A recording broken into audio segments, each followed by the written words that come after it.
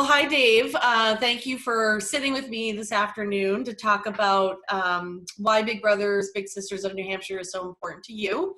Oftentimes and me personally talking with folks, they've heard about Big Brothers Big Sisters, and yes, there's a lot of fun hikes and dog walks and throwing the ball in the park, but the program is much more than that. And as you learn through your relationship with your little and others do in our program, that sometimes people think, well, gosh, is that really going to make a difference? And that consistency and that encouragement and that person in their corner, it really does, and we see that firsthand. So I love that you're able to, talk with other folks in the community and tell them, your belief in it, because it's not until they hear that and that the light bulb really kind of goes off and they're like, I think I could do something too. Yeah, we all take it for granted, really. I mean, like Mm. and I like to say we all had this great teacher or this boss, but I don't, you got to remember that that's an assumption, that they have that teacher or that boss or Mhm. that family member, and maybe they do, and so you can add one more to the list to be there for them. But I also think there's just, there's probably a fair amount of kids, even that where I went to school in Pennsylvania, that maybe didn't have that teacher that they think about really regularly. Like, I worked at Arthur Anderson before they went, before they went out of business. But like, I still remember two or three people, and they probably don't even know that they were as impactful. I tell certain stories over and over again about something somebody said to me, and I Mhm. think about somebody in college or somebody, in a work situation or a Boy Scout situation or whatever, and you don't know where it's going to come from. And so, it's sort of like baseball. You're going to strike out, 7 out of 10 times, but if you're out there trying to make a difference, and a few of them are going to pay off, and you don't know where that's going to be 20, 30 years down the road. Like, you're not going to Mhm. probably have a direct connection from this to that. But, if you're making enough attempts, and that's what organizations like this do as a whole, but it's also what all the individual, bigs do. And actually the littles who are also taking a chance, like they're Mhm. saying, yeah, I'd like to do that. I'm not sure. I probably didn't need it when I was a kid, but I'm not sure if I did need it, that I would have had the confidence to say, yeah, I want a big brother, so even that's a sort of a bold thing. Mm. Um, Yeah, that's an interesting point, because it's like it's a very vulnerable position, right. for everybody. And yeah, to kind of throw themselves in there, and it's interesting because a lot of our recommendations are coming, directly from parents and or their kids. And what I love about it too is those kids are learning at a young age, as I'm sure you can see firsthand, the concept of philanthropy or the giving back and what that looks like. And oftentimes we hear, I can't wait to be a big. How old do I have to be a big? And Right. and so they're already starting to think that way.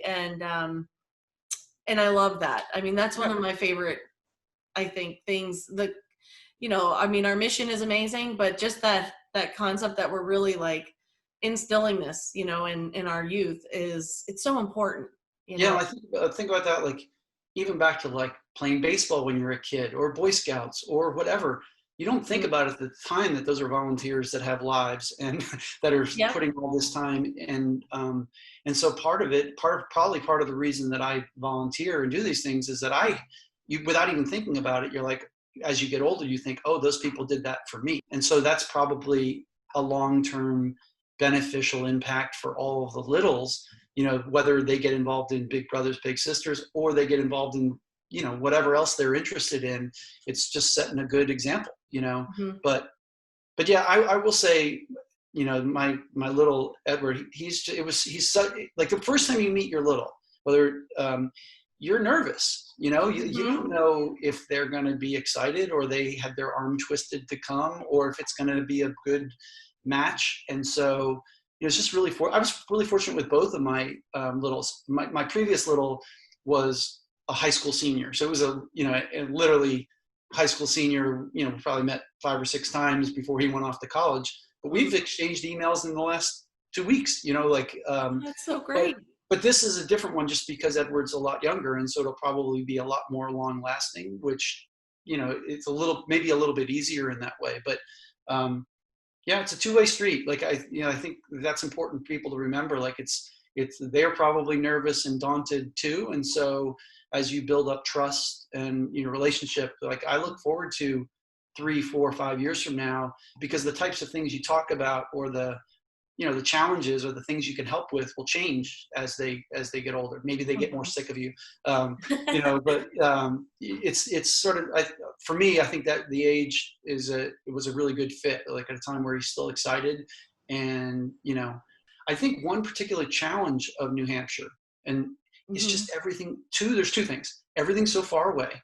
So Edward is a good 30-minute drive away, which might seem far, but my previous little was south of Portsmouth, so it was like over an hour away. And Mm. that's a unique challenge for you and for Mhm. the Big Brother Big Sister New Hampshire, is that if we can't get more like outpost groups, it's really difficult, because you might match me up with somebody that looks like they're 15 minutes away or 15 miles away, but if it's on the other side of Winnipesaukee, Mhm. it's and that really can become a hurdle, like especially for somebody who's working full time. And so the growth of the organization is important, because having bigs in the right places and littles in the right places. And then the other difficulty is, just to be honest, there's a lot of great things about New Hampshire, but there's not a lot to do like where we Mm. live. Like there's not a bowling alley within 45 minutes. There's not a movie theater within 45 minutes. And so it does require you get a little bit more, creative, and maybe a little bit more outdoorsy, Mhm. because it's not like being in Seattle, where I've been before. Like there, you'd have an infinite number of activities to go to. We really are a little more limited up here in Wolfboro, as compared to if I lived in Portsmouth. It would be a lot easier to come up with unique things every week or two. Yeah, that's a good point. It is, and we run into that often. I mean, even just families that are more remote, and that transportation is a struggle, or whatever it is. You know, it feeds into all of the challenges that these families are facing, and it points to why something like Big Brothers Big Sisters, where there are other amazing programs out there, after school programs, YMCA's, and all of the things. But what I think is unique about us is that we are literally, in the community, um, and we kind of are trying to drop that barrier for some Yep. families. So Yeah. I totally agree with that. So tell me a little bit, if you'd mentioned off a few times to your friends or family that that you were big, but what do they say or ask when you tell them that? I don't think it's that surprising, because they know, again, in my case, it was Boy Scouts and things like that, that they know that that was my background. And so it's not that unusual. I think for friends, it's probably more of a signaling type thing. I think it's like a good example. Like the guy I'm going to help work with at the club today, he asked about it, and they have grown, they have 25-year-old children. So Mm-hmm. he's like, hey, I want to ask you more about that. And he probably said that to me 3 months ago, and we just haven't, because of coronavirus, we haven't gotten together in person to talk about it. So I'm pretty sure it'll come up today. So I think there are those people, and a lot of times the people that you hang out with are the same types of people who would want to do the same types of things you're Mm-hmm. doing. So it's a little bit of um, it's good to let your friends know, because your friends are probably the same types of people who, if they have the free time, that they want to get involved as well. And I think a lot of times they ask the same types of questions we all have. How much time is it? You know, what types of things do you do? How do you keep it interesting and fresh? And so it's good to tell them, like, oh yeah, I was daunted by it too, but there's so much sort of excitement that really just being there, like just showing up, is the 80%, and the what you're going to do. Like sometimes we're on video calls and we're like, what do you want to do now? Like you can run out of playing backgammon and Battleship and Pictionary. And, so you can be honest really quickly. Like we have good, better calls than others, but it is a shared effort to make this stuff work. And so I don't know. I think most people just, it's maybe it's just a good example, a good reminder. But the people who are interested, they ask the next question. Like I don't Mm-hmm. bring it up 4 times. You know what I mean? A lot of times it just comes up because, oh, I can't come to the club at 3 o'clock because I'm meeting with my little, at 2, and I could do it at 5. And then if there's a follow-up question, then there's then we can get into it. Mm-hmm. Yeah, it's and especially during these times, we've found that we've really had to build our communications and be sure people understand how much we are still serving these children more so than ever, because they're without the other resources that you typically have. So,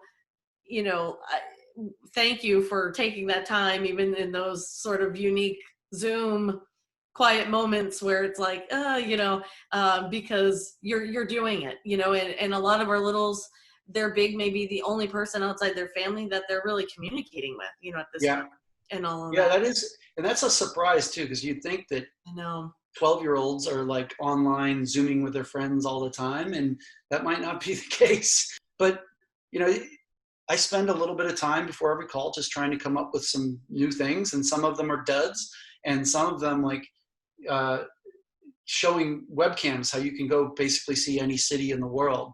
And Edward was like, let's go look at the beaches and see if people are social distancing, and it was like, and I'm like, okay, let's look at Ocean City, Maryland. I'm like, oh, this is going to be a disaster. There's going to be hundreds of people and there'll be nobody there. And he'd be like, yay, like they're staying apart. And we're like, oh no, those two people are close together. So it's surprising, like the types of, you can't predict what's gonna work and what isn't gonna work. Mm-hmm. But yeah, enthusiasm's a big part of it. Yeah. Yeah. Just like you said, like just getting to know each other and just kind of I love like your example, the tying the knots and all of those things. Like, it's, it's great. It's, you're being innovative and you're still showing up, which Yeah. is important. So what would you say to someone, who's thinking about donating or volunteering? I'd probably, the whole thing is like, if you have the time, you should just jump in. Like, there's no guarantee it's going to work, but I know you, this person, like, I know you, I think you'd be great at it. And I think also they want to know what is the time commitment, and you got to be honest about it. Like sometimes it's like, oh, it's not that much at all. Like, no, it adds up to a couple hours a month, or a couple hours a week, or every other week, depending on what you're doing. But then I also just try to be a lot of what we've just talked about. Like the real gist of it is like, there's no game plan. Like you get lots of ideas from your team, and but it's a kid, and they want, they've signed up for it, so they're pretty much, if you bring enthusiasm, they're gonna respond. But I just think it's more about people just don't know what the first step is. So if there's interest, I'll say, hey, well, let me introduce you to Kate or to you, Nicole. Like, so like, what, let me have you talk to them. Like, cause it's not as daunting maybe as people think. Like they might think it's a big engaged process. Like, there's the background checks and the quote unquote training, but the truth is it's just get out and get involved, and in a month you can be making an impact. Mm-hmm. And as far as donating, I think it's probably hard. I don't know the metrics. I think it's probably harder to get donations from people who aren't engaged, but I'm sure you'd say, no, it's actually 80% of the people who give aren't active bigs anymore. They just want to fund the organization. But I know these big national organizations, they have the marketing budgets, and like, I'll use Red Cross just as an example. I'm a bigger believer in like one-on-one, you know what I mean? Like personal contact. It doesn't scale as well. And maybe Big Brothers, Big Sisters nationwide only had, I don't know what the number is. Maybe it's 30,000 matches. That's not 3 million, and probably 3 million are needed, but it's whatever the number is, it's actual, hands-on help and mentorship and guidance and helping with references if it's needed, or, just encouragement. And like I said, like we talked about before, you really can't predict the ripple effect of that down the road. And I'm sure the Red Crosses, everything has their part of it, but I like not only giving, but, like for instance, PBS, I don't do anything at PBS or New Hampshire Public Radio, but I use the products, you know what I mean? And I like the products and I want them to exist. And so I'd rather, like, for me, that's one-on-one. I'm giving my money directly where hopefully it has some local impact. And so So that's just the way I think about it.